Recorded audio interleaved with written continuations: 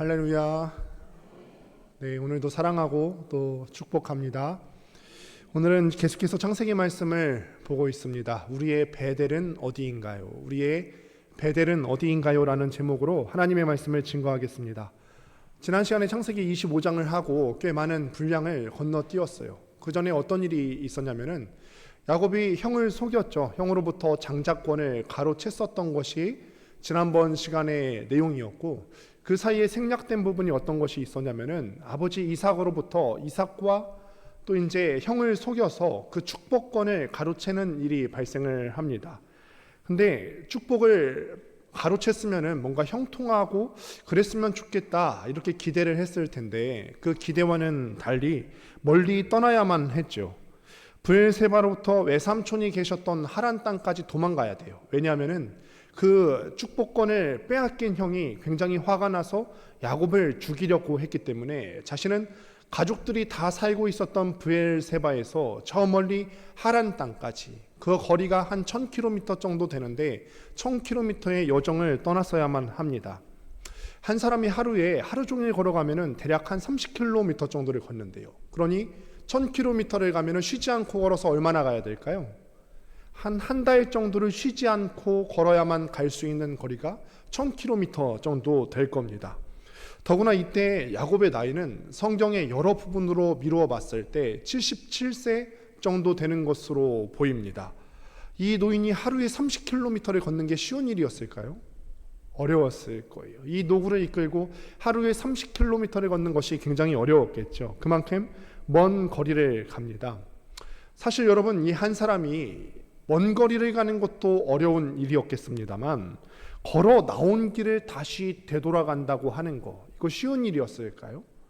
우리가 이제 아시안 게임이 한창 진행 중인데 금메달을 딴 사람이 환영했을 때는 많은 사람들이 박수 치면서 환대해 주겠죠.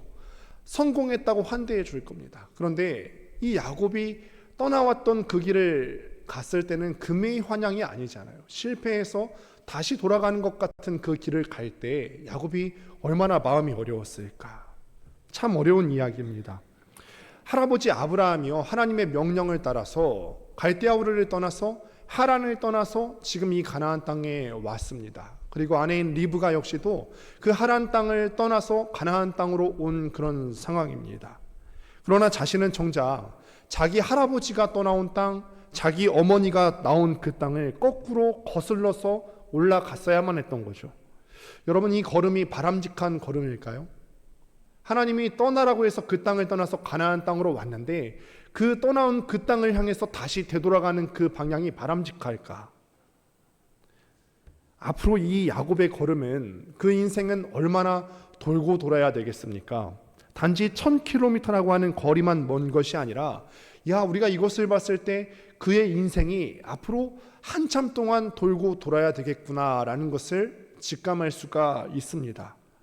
이 야곱의 여정을 시작하게 됩니다. 우리는 말씀을 볼 때 여러 가지를 유념하셔야 되는데, 수요 예배 때는 빌립보서를 우리가 지금 보고 있습니다. 그런데 이 빌립보서는 서신서의 형태를 띠기 때문에 이야기라기보다는 어떤 서신서는 요점만 명확하면 돼요. 그래서 요점 위주로 가는데, 오늘 우리가 함께 보시고 있는 이 창세기는 스토리텔링이에요.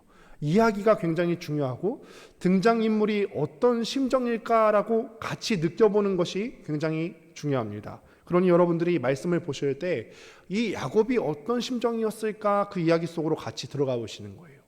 브엘세바, 이 가족들이 살고 있었던 땅에서 떠나온 지 한 3일에서 4일 정도 지났어요. 100km 정도 떠나온 곳에 머물게 되었습니다. 그런데 그곳에 도착했는데 해가 지게 되었어요. 해가 지니까 더 이상 길을 갈 수가 없게 된 거죠. 어둠으로 인해서 더 이상 갈 수 없고 더 이상 머물 수도 없고 갈 수도 없는 그런 상황에 빠지게 되었습니다. 그리고 그 한 곳에 돌베개를 가져다가 베개를 베고 눕게 되었죠. 이렇게 될 줄 알았을까요? 야곱이 이런 상황이 될 줄 알았을까요?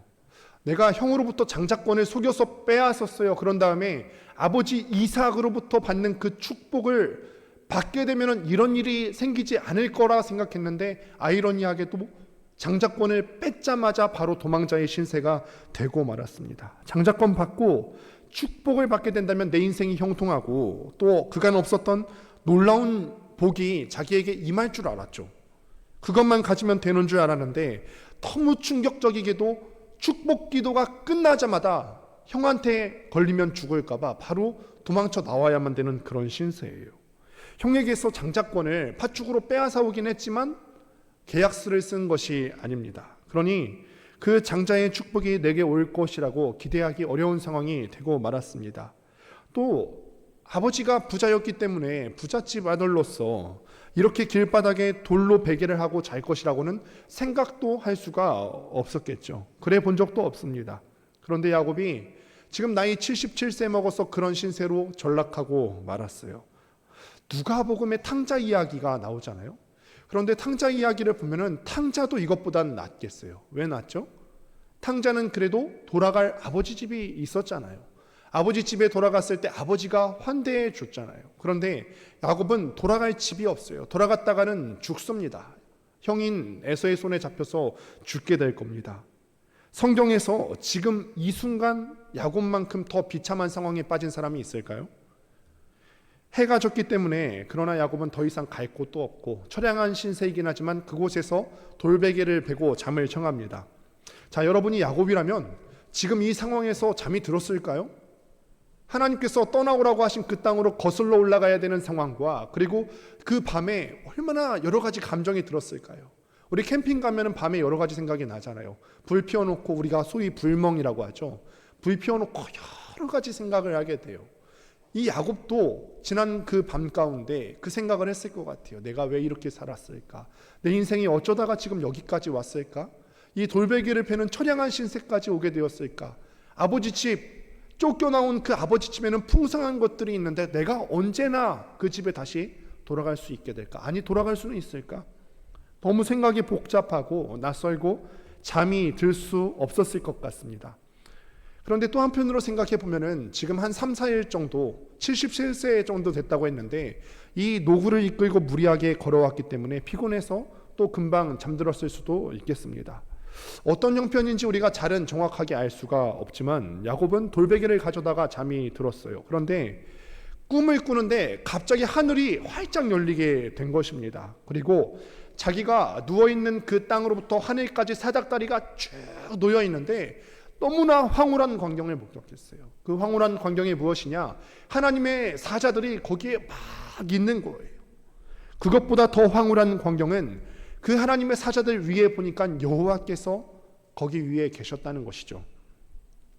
근데 여러분, 지금 야곱이 이 황홀한 광경을 본 것은 루스 땅, 그러니까 베델 땅에서 보았는데 떠나오기 직전에 가족들이 함께 살던 브엘세바에서부터 이 광경을 목도했더라면 얼마나 좋았을까요?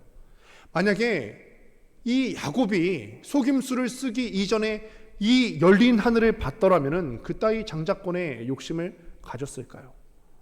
그의 눈이 열린 그 하늘, 여호와 하나님을 만났더라면 그의 그 마음이 그의 축복권, 장자권을 뺏고자 그렇게 야비하게 행동을 했겠습니까?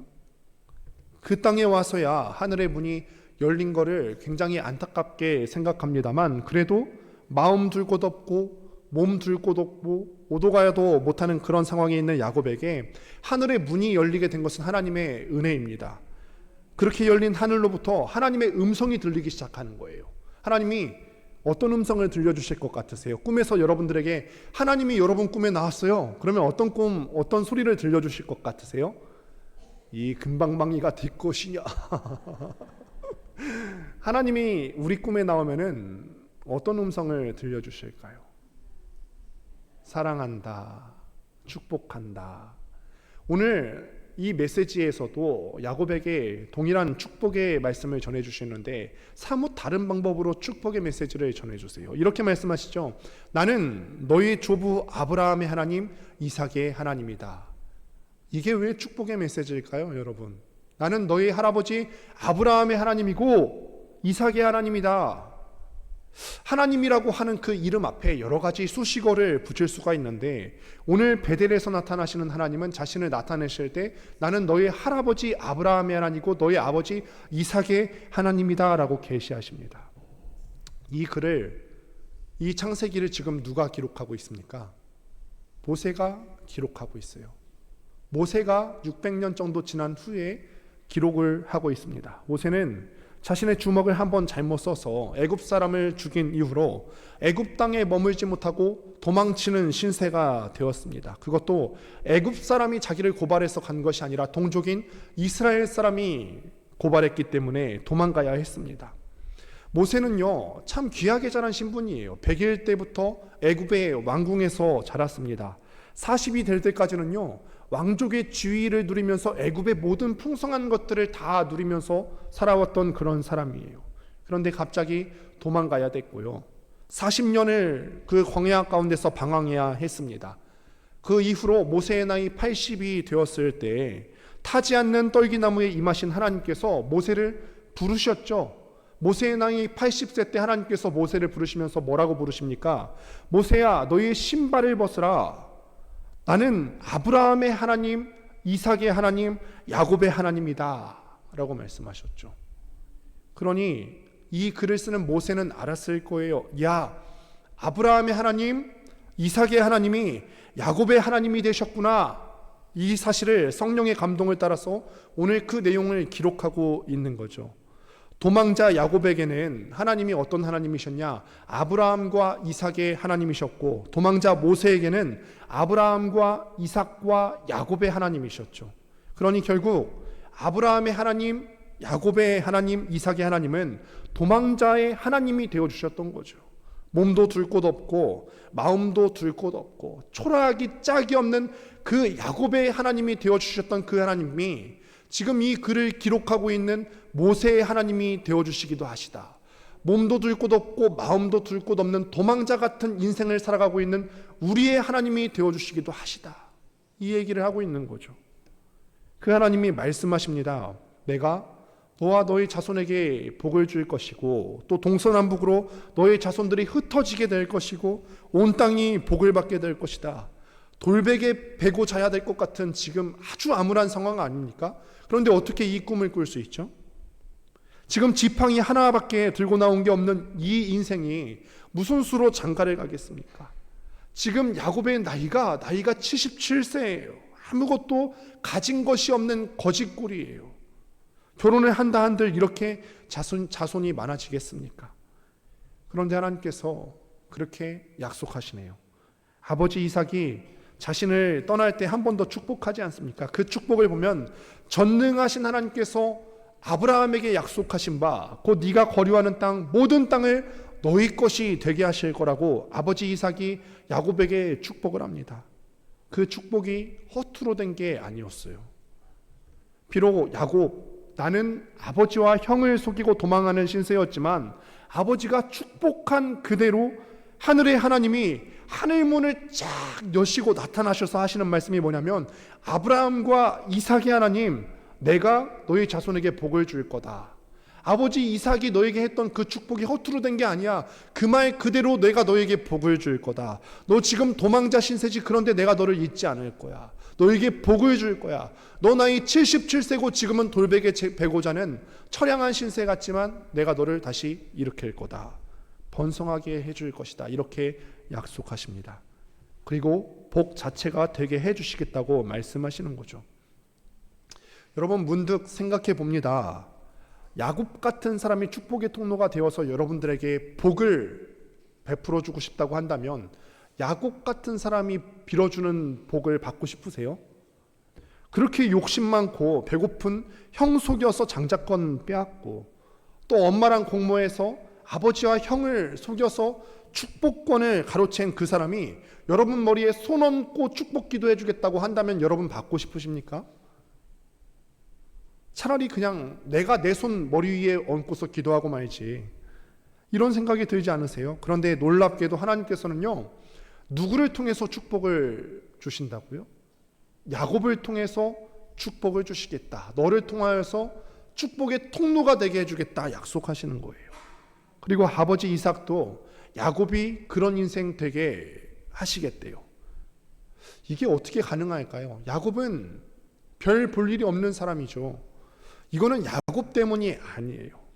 여러분, 우리가 간혹 착각하는 경우들이 있는데 야곱이 그렇게 해서라도 축복은 쟁취하는 것이다. 속여서라도 하나님의 축복을 욕심냈기 때문에, 속여서라도 그 장자권을 빼앗았기 때문에 12지파의 조상이 됐다, 이렇게 얘기하는데 여러분, 그게 아닙니다. 야곱이 그랬기 때문에 축복의 근원이 된 것이 아니죠. 오늘 본문을 보니까 다른 이유가 있어요. 15절을 통해서 한번 확인해 보도록 하겠습니다. 같이 한번 읽습니다. 시작. 어디로 가든지 너를 지키며 너를 이끌어 이 땅으로 돌아오게 할지라.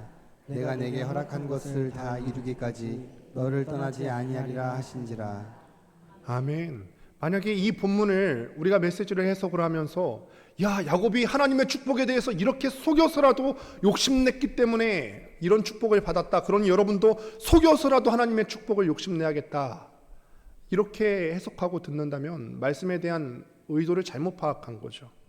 야곱이 복의 사람이 될 수 있었던 것, 77세의 노인이 결혼해서 큰 자손을 이룰 수 있었던 것은 그가 어떻게 하든지 하나님의 축복에 욕심내서 장자권과 축복을 빼앗았기 때문이 아니라, 몸도 마음도 둘 곳 없는 오도가도 할 수 없는, 그래서 그저 돌베개 누워서 하늘을 바라보고 봐야 되는 그런 77세의 거지 그 야곱을 불쌍히 여기시고 그와 함께 해주겠다고 약속하신, 절대 그를 떠나지 않겠다고 약속하신 그 하나님 때문 아닙니까? 야곱 때문이 아니에요. 야곱이 그렇게 하나님의 약속을 사모해서 속여서라도 빼앗았기 때문이 아니라, 그런 부족한 인생이었지만, 사기꾼 같은 인생을 살았지만 그런 인생까지도 긍휼하게 여기신 하나님 때문에 우리가 축복을 누릴 수 있는 거 아닙니까? 하나님이 그와 함께 하셨기 때문에 그 거짓말쟁이 사기꾼 야곱이 복의 근원이 되는 것 아닙니까? 간혹 우리는 착각할 때가 있습니다. 하나님은 윤리적인 사람들의 하나님이라 착각합니다. 하나님께서는 착한 사람들만 사랑하시고 그들만의 하나님으로 생각합니다. 그런데 물론 하나님께서 착한 사람 싫어하실 이유가 없죠. 우리가 예수님을 닮으면은 예수님의 행동이, 또 예수님의 심장이 우리 가운데 이식되면 그리스도인들은 다 착한 삶을 살아야 합니다. 그래서 하나님께서는 착한 사람들을 아주 기뻐하실 겁니다. 그럼에도 불구하고 우리가 간혹 착각하는 것은 하나님은 착하고 거룩한 사람들만의 하나님이다 라고 생각하는 거예요. 이 생각으로 우리가 얼마나 많은 사람들을 정죄하는지 몰라요. 착하고 거룩해야지, 너는 삶이 왜 그래? 하면서 옆에 있는 사람들을 얼마나 정죄합니까? 잘못된 행동이죠.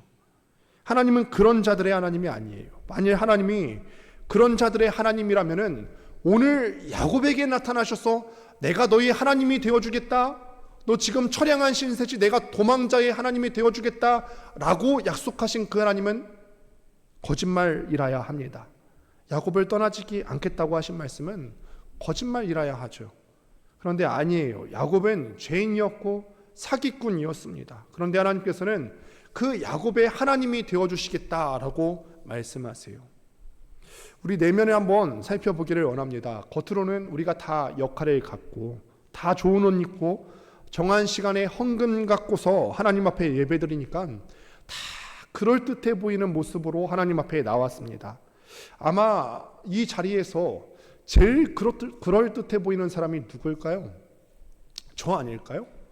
제가 제일 그럴듯할 것 같아요. 정장도 딱 입고 오고 머리도 이렇게 쫙 뒤로 넘겼잖아요. 예쁘게 보이려고 한번 해봤어요. 하나님 말씀 들고 또 이 강단 위에 서 있으니까 그럴듯해 보이는데 과연 그럴까요?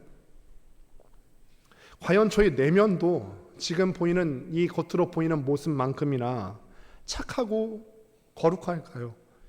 참 설교하러 올라올 때는 두렵죠. 참 얼마나 많은 회개를 하고서 올라가야 되는지 모르겠습니다.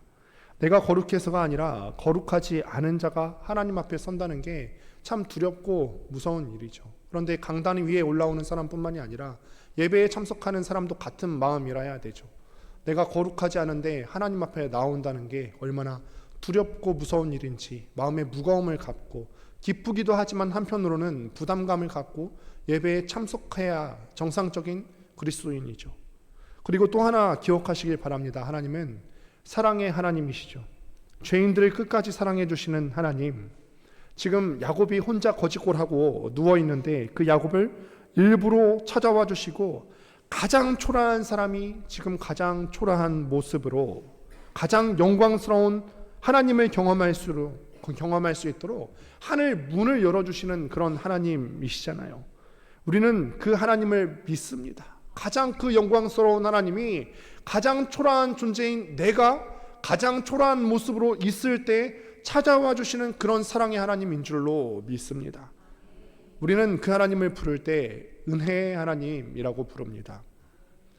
여러분, 우리가 그 은혜를 먼저 받았는데 여러분, 그 은혜를 경험한 사람들로서 여러분 은혜로우십니까? 형제들에 대해서 하나님께 받은 그대로 진실로 은혜로우십니까? 너무 사나운 거 아니에요? 우리가 성도들에게 대할 때, 내 옆에 있는 지체들에게 대할 때 받은 은혜는 큰데 너무 사납게 대하진 않으세요? 우리 추석 명절 가운데 가족들 다 모였는데 우리 부모님에게 너무 사납게 대하진 않으셨어요? 내 형제 자매들에게 별것도 아닌데 돈 때문에 아니면 여러 가지 오해 때문에 너무 사납게 대하지 않으셨어요? 여러분, 은혜라는 말은 자격 없는 자에게 베푸시는 하나님의 무조건적인 호의라는 뜻을 가져요. 어떤 사람에게요? 자격 없는 사람에게. 이걸 받을 자격이 없어요. 제가 서 있는데 제가 목사 될 자격이 없고, 여러분들이 나아오셨는데 성도 될 자격이 없고, 구원받을 만한 자격이 없어요. 어떤 조건 없이 무조건적으로 호의를 베풀어 주신다는 거죠. 믿음의 사람들은 바로 이것을 깨닫습니다. 야곱이 그날 그곳에서 다시 집으로 돌아가지도 못하고 또 앞으로 깜깜하니까 나가지도 못하고 돌베개에 차고서 누워야 했던 바로 그곳에서 깨달았던 것이 무엇이냐? 하나님의 은혜라는 거예요. 자고 일어나는데 꿈에서조차 나를 잊지 않고 찾아와 주셔서 하늘문 열고 나를 찾아와 주셔서 말씀하시기를 나는 아브라함의 하나님, 이삭의 하나님이다. 그리고 도망자인 너의 하나님이 될 것이다. 이렇게 말씀해 주시는 거죠. 이 하나님의 은혜를 깨달았을 때 야곱이 깨달았겠죠. 야, 하나님께서 이렇게 찾아와 주시고 무조건적인 은혜를 베풀어 주시는 거였다면, 내가 자격이 없는 상태에서 하나님께서 은혜를 주시는 거였다면 굳이 내가 형으로부터 장자권을 뺏으려 하지 않았어도 됐겠구나. 장자권 없어도 하나님 나 찾아와 주셨을 거니까요. 그 장자권 없어도 됐겠구나. 야곱이 굳이 아버지와 형을 속이고 축복을 빼앗으려 하지 않았어도 자격 없는 자에게 무조건적인 호의를 베푸시는 그 아버지 하나님, 브엘세바에서도 만날 수가 있었죠. 지금 이 땅엔 베델이 아니라 가족들이 함께 살고 있는 브엘세바에서도 그 하나님을 만날 수가 있었어요. 그때는 몰랐던 거죠. 야곱이 몰랐어요. 이렇게 아무것도 없고 장자권이 없는 이런 초라한 인생까지도 찾아와서 만나 주시는 그런 하나님이신 줄을 몰랐어요. 이제야 압니다. 다 빼앗기고 아무것도 가질 수 없는 그런 상황이 되어보니까 아닌 거죠. 하나님 밖에 없어봐야, 야, 진짜 하나님께서는 날 사랑하시는 분이시구나. 내가 착하지 않고 내가 장자권이 없다 할지라도, 내가 주님께 드릴 예물이 없어도 하나님께서는 나에게 호의를 베푸시는 분이시구나. 내가 갖고 있는 것이라고는 돌베개 하나랑 지팡이 하나가 전부인데 이런 나라도 나에게 호의를 베푸시는 하나님이시구나. 그 하나님을 아는 거죠. 이게 내가 너를 떠나지 아니하리라 하신 은혜입니다. 그런데 여러분, 이 은혜라고 하는 것은 단지 사람으로 하여금 오늘 힘을 줘서 오늘 하루만 살아갈 수 있도록 힘을 주시는 것이 아니에요. 은혜는요, 방향성을 가집니다. 방향성. 하나님의 은혜를 깨닫는 사람은 내 인생이 어떤 방향으로 살아가야 될지를 깨닫게 됩니다. 방향성이 있습니다. 하나님의 은혜가 임했다고 하는 것은 그 사람의 인생을 완전히 바꾸어 놓게 되고 그 인생이 끝까지 그 방향을 향해서 걸어갈 수 있게 하죠. 하나님이 뭐라고 그러시죠? 내가 너를 이 땅으로 돌아오게 할 것이다. 내가 너를 이 땅으로 돌아오게 할 것이다. 왜 이 땅으로 돌아와야 될까요? 우리가 이미 여호수아 말씀을 통해서 살펴보았어요. 왜 이 가나안 땅에 아브라함과 이삭과 야곱과 그의 자손들이 있어야 되죠? 이 가나안 땅이 하나님이 일하시는 땅이 되게 하기 위해서 돌아와야만 하죠. 가나안 땅을 향해서 하나님이 계획하신 바가 있고 목적하신 바가 있습니다. 원래 성경을 놓고 보실 때 성경은 세계사로 흐른다는 것을 염두에 두셔야 돼요. 지금은 아브라함부터 시작하지만 구약이 끝날 때쯤에는 바벨론 제국이 등장하게 되고 신약에서부터는 세계 만민으로 복음이 뻗쳐나가게 되고 오늘 이 시대를 살아가고 있는 오늘 우리까지 복음이 들어오게 될 겁니다. 성경의 역사는 세계사로 뻗어가는 흐름이에요. 이것을 이루게 하기 위해서 내가 너로 돌아오게 할 거다. 그런데 지금 야곱이 그 소명을 이룰 만한 힘이 있어 보이시나요? 그 힘이 없잖아요. 지금 쫓겨났고 있습니다.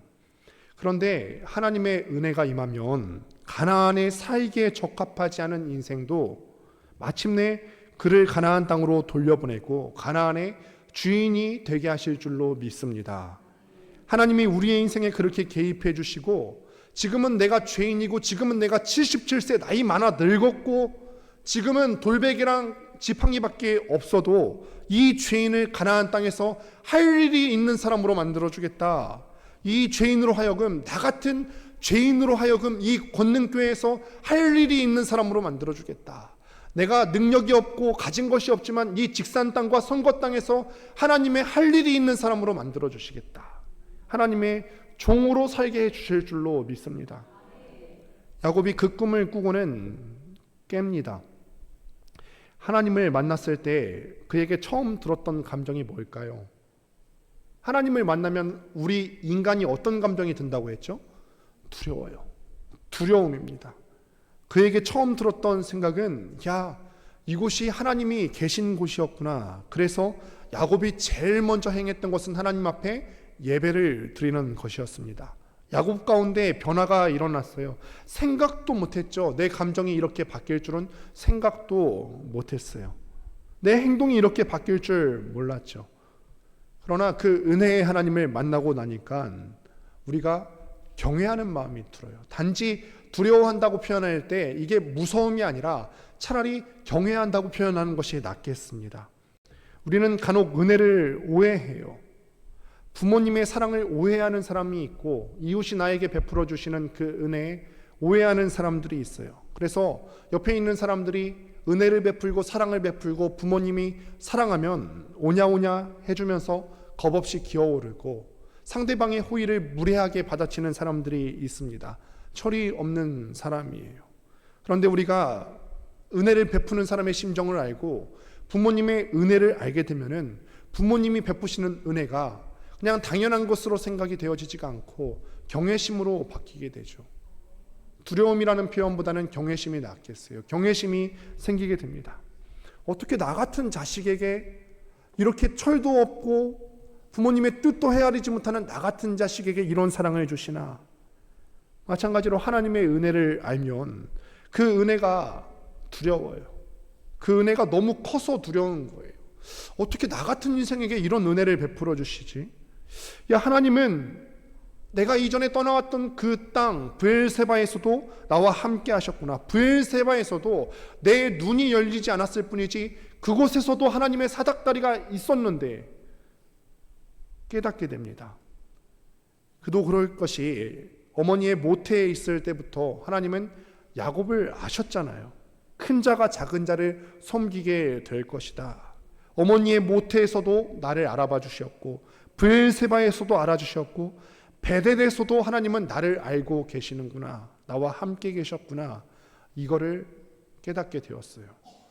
이거를 만약에 브엘세바에서도 알았더라면 이전에 온 가족이 함께 살던 그 땅 브엘세바에서도 알았더라면 이 야곱은 헛되이 장자권을 빼앗으려 하거나 거짓되게 축복을 뺏으려 하지 않았을 거예요. 차라리 브엘세바에서 가족들과 함께 살던 그 땅에서 장자권이 막 욕심이 나려고 할 때 차라리 하나님 앞에 제단을 쌓고 하나님 내가 정말 연약한 인생인데 차라리 저 장자권이라도 있으면 좋을 것 같은데 하나님 나에게도 우리 형에게 주시는 그 복을 주시면 안 됩니까? 우리 형은 몸이라도 건강한데 하나님 나는 건강한 몸도 없어요. 하나님 나에게 그 축복 주시면 안 될까요? 이렇게 예배할 수 있었을 건데 이거를 뒤늦게 깨달은 거죠. 그래도 얼마나 감사한지 늦게라도 깨달았으니 참 감사한 일입니다. 그렇게 하나님 앞에 예배를 드리던 중에 야곱이 하나님 앞에 서원을 하게 됩니다. 하나님, 내가 지금 이 머나먼 도망자의 길을 떠나는데 만약에 하나님께서 무사히 우리 집으로, 우리 땅으로 돌아오게 해주시면 내가 두 가지를 하겠습니다. 첫 번째 뭐죠? 하나님은 나의 하나님이 되실 겁니다. 하나님은 나의 하나님이 되실 겁니다. 평생 하나님만 섬기겠다는 거죠. 이 고백으로 보건대 지금까지 야곱은 하나님을 나의 하나님으로 완전하게 인정하고 살지는 않았었나 봅니다. 야곱의 생각에 하나님은 너무 먼 하나님, 내 조상들의 하나님이 될 수는 있어도 나의 하나님으로 여기지는 않았던 것처럼 보여요. 적어도 지금까지 하나님께서는 내 하나님이 아니었지만 날 돌아오기만 해주시면 하나님은 나의 하나님이 되시고 난 앞으로 하나님만 섬기겠습니다 라고 첫 번째 약속을 하죠. 두 번째 무엇이죠? 날 돌아오게만 해주시면 내게 주신 그 모든 것에서 10분의 1을 하나님께 드리겠습니다. 율법이 없었어요. 11조를 하라는 율법이 없는 때 야곱이 자원해서 10분의 1을 하나님께 드린다고 해요. 여기서 11조에 대한 이야기를 안 할 수가 없겠습니다. 여러분 11조 얘기를 하면은 성도님들께서 불편해 하시는 줄을 압니다. 그런데 11조 얘기를 안 하면 하나님께서 불편해 하시는 줄도 압니다. 11조, 어떤 사람들은 혹자는 요즘에는 이런 얘기들이 있더라고요. 성경에 11조가 나오는데 그 근거가 너무 빈약하다. 이거를 유튜브나 다른 매체를 통해서 목사님들께서 어떤 분들이 그렇게 얘기하는 걸 들으면서 분통이 터졌어요. 와, 공부하고 말씀을 전해야 되는 목사가 얼마나 말씀에 무지하면 저런 얘기를 할까? 얼마나 성경에 대해서 무지하면 저런 얘기를 할까? 아브라함이 처음에 11조를 멜기세덱에게 드릴 때 10분의 1을 멜기세덱에게 바쳤어요. 당시 근동에서는 10분의 1을 세금으로 바쳤어요. 통치권, 그 지방의 통수권자에게 10분의 1을 바치면서 내가 당신의 통치를 인정합니다 라는 의미가 있었죠. 이 11조가 지금은 필요 없다는 사람들이 혹자는 이렇게 얘기합니다.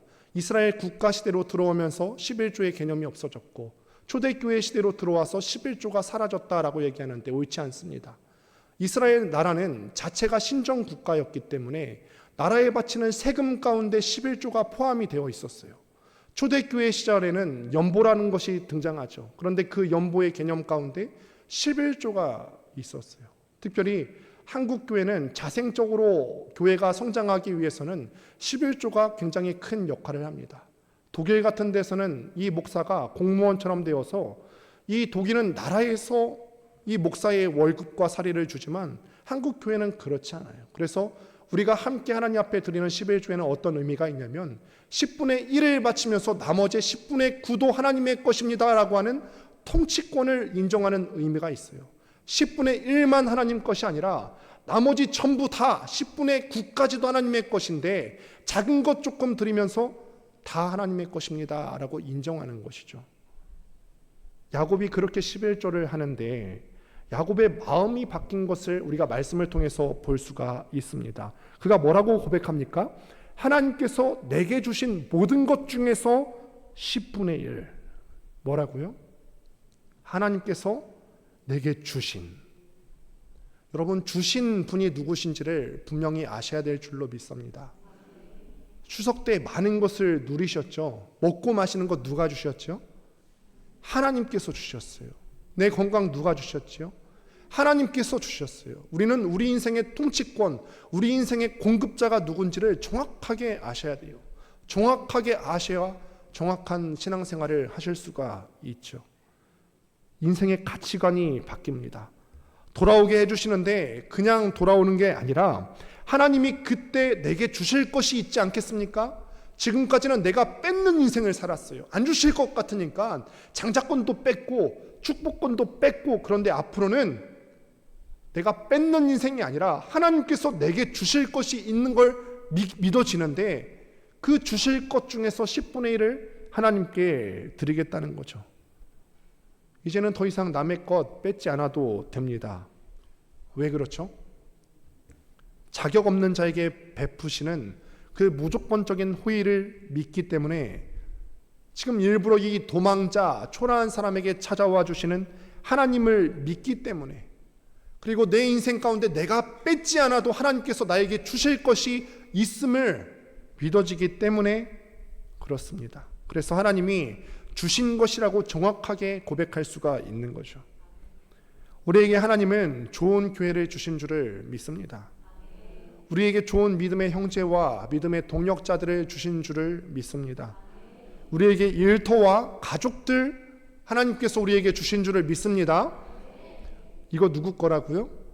하나님 거라고요. 내가 쟁취해서, 내가 빼앗아서, 내가 내 사업장 일군 것 아니고, 내가 내 직장 일군 것 아니고, 내가 내 커리어 뺏어서 쌓아놓은 그 커리어 아니라 하나님께서 내게 주신 것. 그러니 그 주신 것 중에서 10분의 1을 하나님께 드리며 고백할 수 있는 말은 다 하나님 겁니다.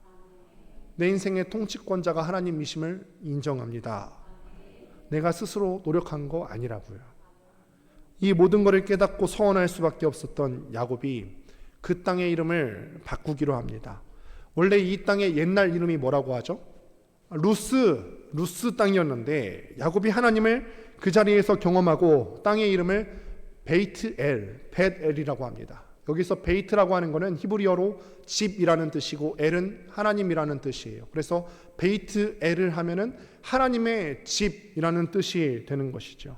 말 그대로 야곱이 하나님을 만났던 이곳은 옛날에는 루스라는 이름이 있었지만 하나님을 만나고 난 그곳은 하나님의 집이 되었습니다.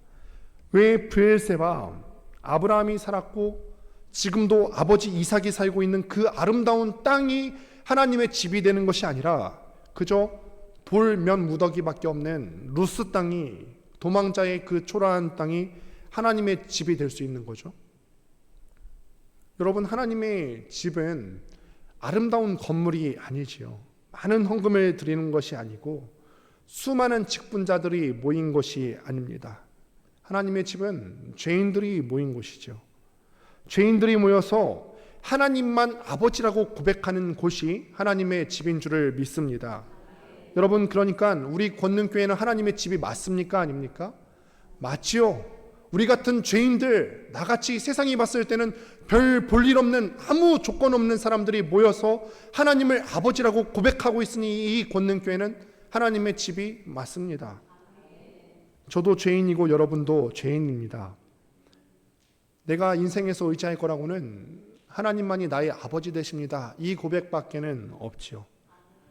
겉으로는 우리 모든 사람들이 다 거룩해 보이고 그럴싸해 보이지만 우리 속에 더러운 게 너무 많아서 하나님 앞에 주장할 수 있는 게 아무것도 없는 그런 죄인들의 모임이 우리 교회의 모임 아닙니까?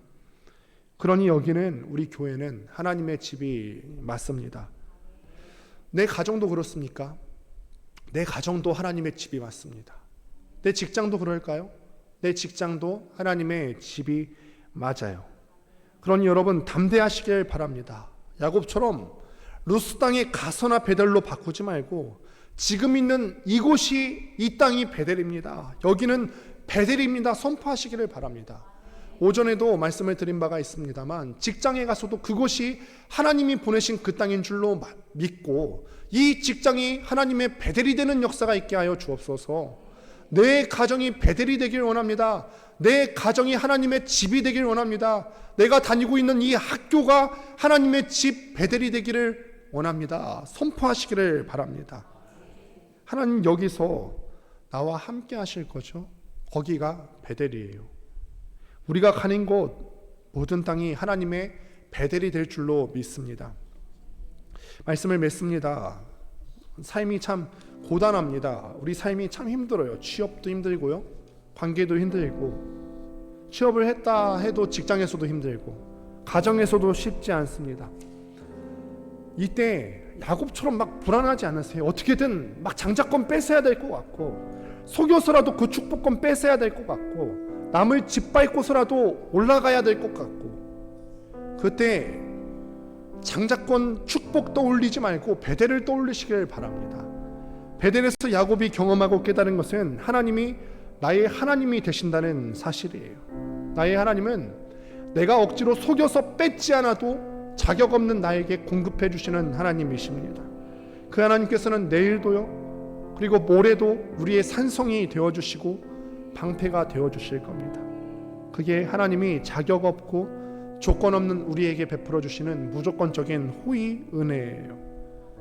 예수님 믿지 않는 가정에서 이곳이 하나님의 집입니다 라고 말하는 게 참 두렵고 어려우신 분들도 있을 거예요. 특별히 추석 때 얼마나 마음고생 심하셨어요. 다른 가정들은 막 가정 예배 드리고 그러는데 왜 나만 믿지 않는 가정에 보내주셔서, 그런데 여기서 이곳이 하나님의 나의 집입니다 마음속에 선포하시고 기도하시면 내 가정이 베델이 될 줄로 믿습니다. 내가 열심히 수고했는데 남들이 알아주지 못하는 것 같을 때 거기도 베델이 맞습니다. 하나님이 우리 하나님이 되어주셔서 이끌어주시는 곳, 우리가 나의 하나님을, 우리의 하나님을 나의 하나님이라고 부르고 의지하면은 우리가 밟고 서 있는 그곳이 어떤 곳이든 그곳은 우리의 베델이 될 줄로 믿습니다. 한 주간 살아가시면서 우리가 밟는 그 땅을 다 베델로 선포하며 살아갈 수 있게 되기를 주님의 이름으로 축복합니다. 시간에 다 같이 일어나서 함께 찬양을 한 곡 했으면 좋겠어요.